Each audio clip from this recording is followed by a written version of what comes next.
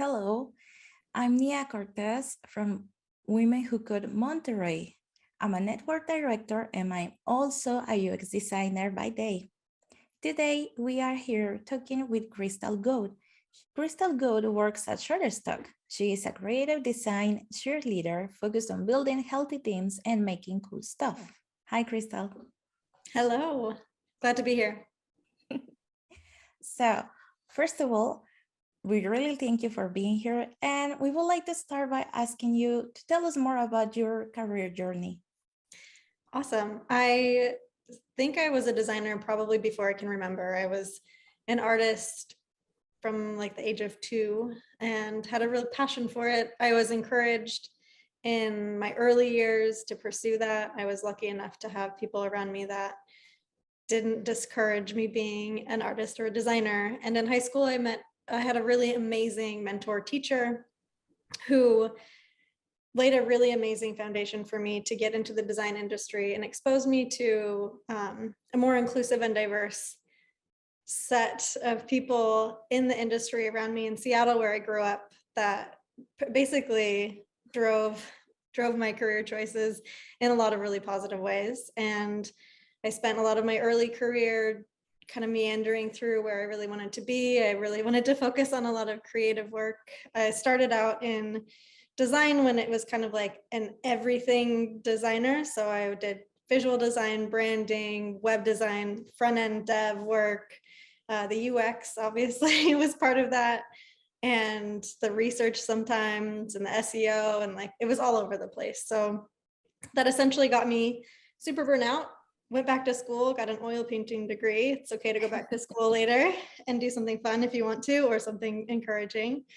And I went from there to an ad agency where I was exposed to many different kinds of clients, large and small. I still was doing a lot of those wear your own hat things, but in a way that was helping a lot of small businesses, which I've always been passionate about. And when I had been contracting and freelancing before that, I was often working in smaller groups and helping people get off the ground. So it was cool to be in that situation in a little bit bigger area.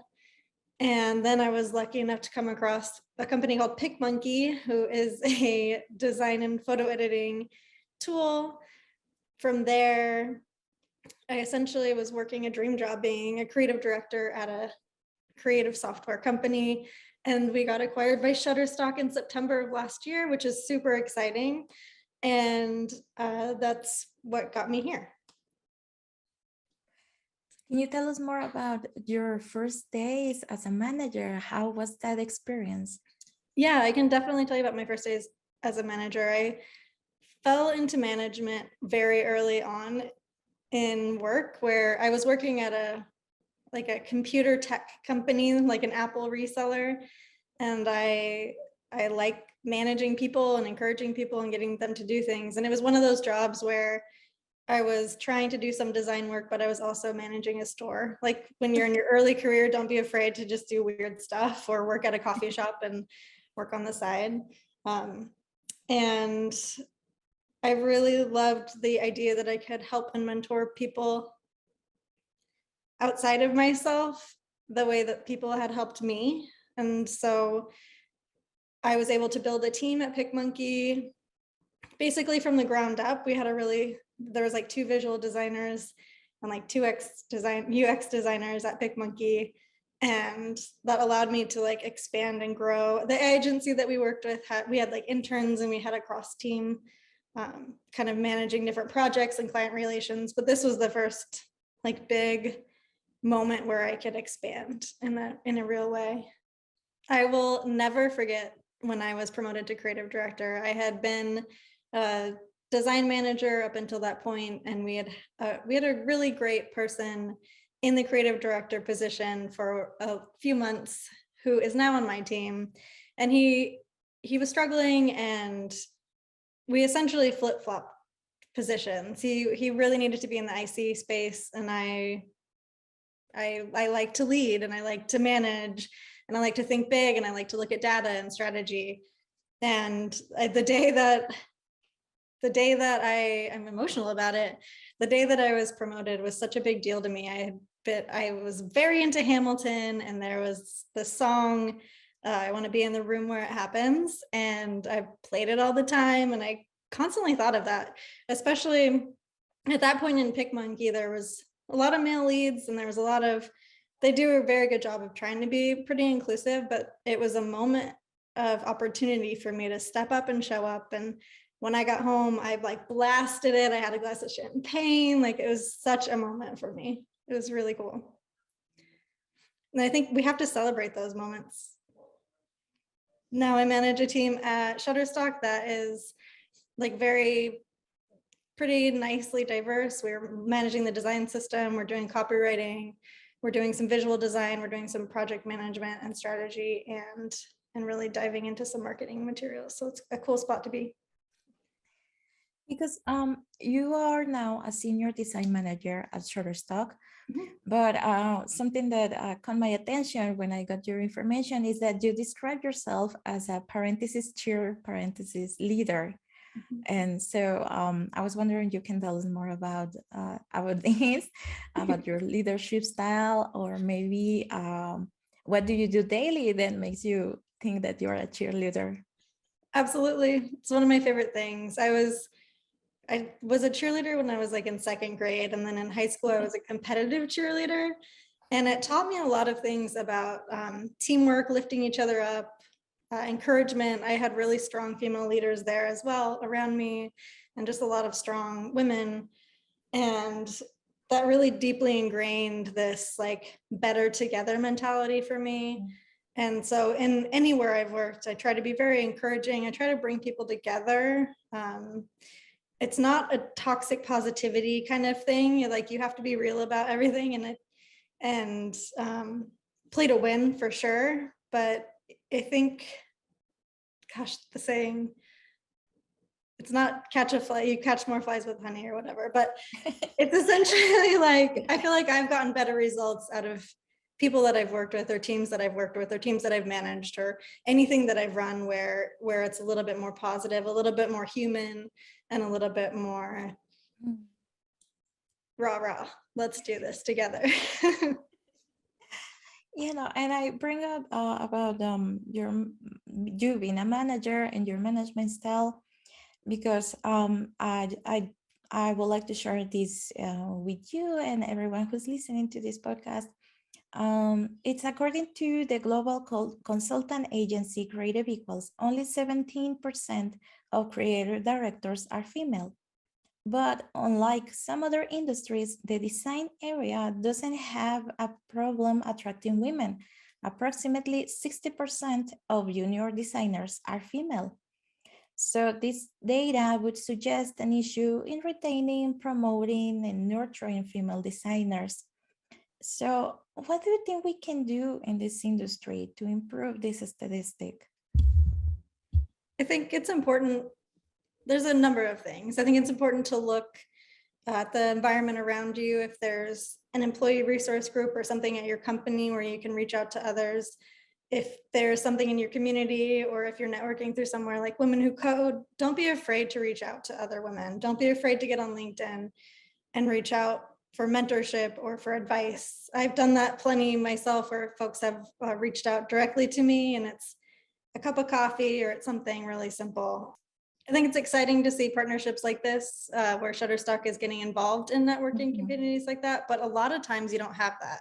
There's been a lot of times I've worked in places where it's either really small, there's one or two people, or I was alone trying to contract or freelance or whatever, and just getting out there and doing your best. Don't overwhelm yourself, but do your best to at least find some kind of connection in the groups around you. And if you're lucky enough, like I am, to be a leader, I think it's really important to like mentor, shape, and encourage other more junior designers or more junior engineers or more junior anyone in any way you can. And there's a lot of ways you can do that. You can do it directly. You can kind of plant seeds. We have a designer at Shutterstock right now that she felt a lack in mentorship, and she created a mentorship program. And it was like a super cool thing that she did to show leadership. And it's been able to like get her to rise up. And she had people that encouraged her to do that. So if you're a leader, get that encouragement and make sure you're championing the people on your team. I think that's important. So I would like to talk also about your work at Shutterstock. How do you think the role of designers in technology will change in the future?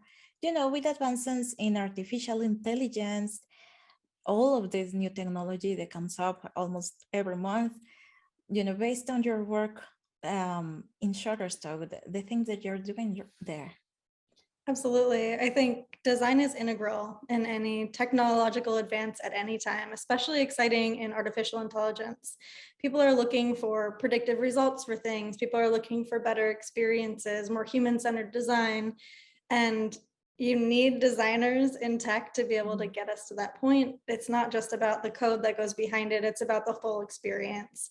It's about how it looks and feels and behaves and talks to you and what you can pull out of it. And it's a really exciting time to be doing that. And I think Shutterstock's digging into that technology in really cool ways.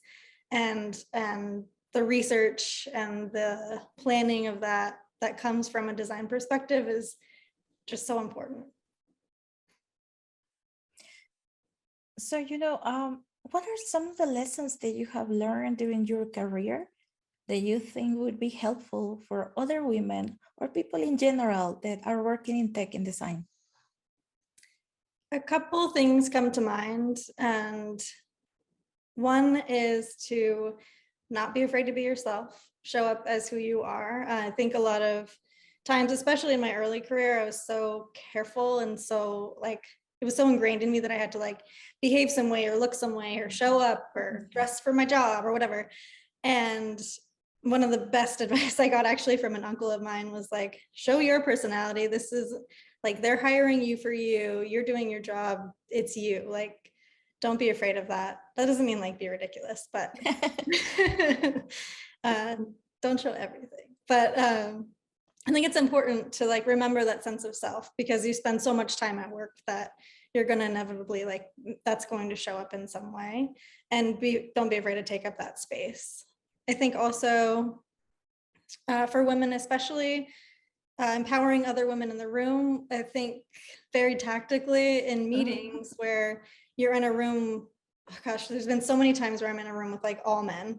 So don't be afraid if you're in that. There's all that imposter syndrome and there's all those things that are happening. But it's okay. You're supposed to be there. Remind it to yourself, say affirmations, you're there. But if there are other women in the room, they're more likely to be more quiet.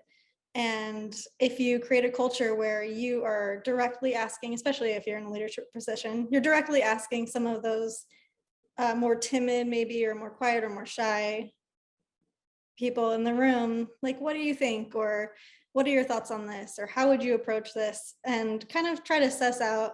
It's a good way to encourage without being too intimidated, getting them past the point of being intimidated. Because maybe they probably have thoughts, but they're maybe too shy or too worried or too anxious to share it. So, staying creative in a creative industry, it's really hard.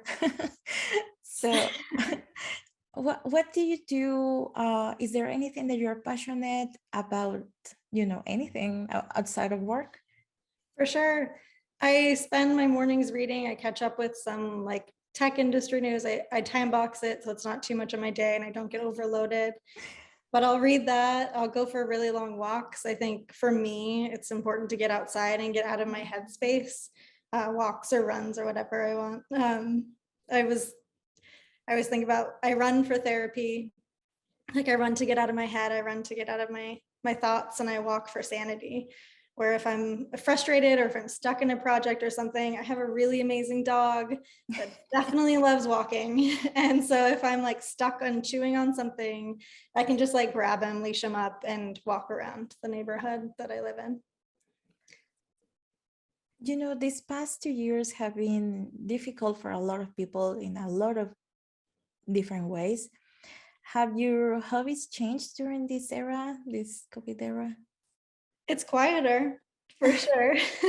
I am alone a lot. I was lucky enough basically to have friends that moved away early, before COVID before we were all shut down. So I was pretty used to doing virtual catch-ups, virtual happy hours, virtual wine ladies nights. And I have a really supportive group that I've tried to cultivate over the years that are really important. And a lot of them aren't even in tech, but it's nice to get the other perspectives across the way. And I read a lot. I signed up for a library card when I got here. Libraries are cool. So, you know, But yeah, and to be creative, I'd just like to, I mean, I think play is important. I think sketching or doodling or learning something new. At Shutterstock, we have like these LinkedIn learnings, or we have some like facilitated skills lab, basically things that are all free, that I sometimes will do to kind of stimulate my brain or learn something new or different. I also go through like Women Who Code or IDOU or somewhere that has free courses or something that I can kind of keep up to date on. I think it's important to stay relevant in this space because it's constantly shifting. It's okay to not, it's a lot, but some kind of pulse on it, I think, is helpful in many ways. So lastly, what would be your go-to pro tip for anyone who's listening to us? I think for most women, I think keeping track of what you have done. I do a weekly status update for myself. I just keep a running Google Doc of what I've accomplished for the week. If someone has said something good to me, I'll screenshot it and save it. I think just keeping like a record to both remind yourself, but also share and show up with what you've done. I think a lot of times I'm guilty of this. I don't represent all the work that I've done to people around me. I'm very like, I'm doing my job, but you can share that. You should share that. My dad has this terrible saying, and I love him and he's amazing, but he will sometimes say, well, what would a man do, to like encourage me to speak up for myself a little bit more. And he knows it's bad and he knows it gets under my skin. So I think that's why he says it, but it's true. I mean, there's times where it's a good reminder, especially in like a tech culture where it's, you're surrounded by some of that bro culture, and some places are healthier than others. And it's important to be inclusive, and there's so many good things, but that's always in the back of my head. So I think that's one. And find things that spark joy in your day-to-day. It's a job. Like you don't have to love it all the time, but find little moments where you're finding something that gives you purpose or passion or drives you a little bit more. That's really great to hear. Thank you so much, Crystal.